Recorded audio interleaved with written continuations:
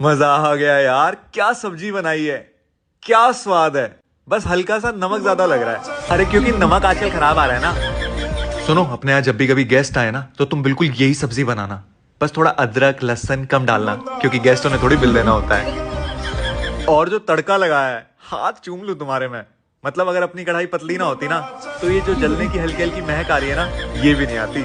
पता तुमने सबसे अच्छी चीज क्या करी है? जो तुमने आलू के छिलके नहीं उतारे। मतलब मैंने कल ही पेपर में पढ़ा था कि सारा प्रोटीन माल ताकत वो छिलके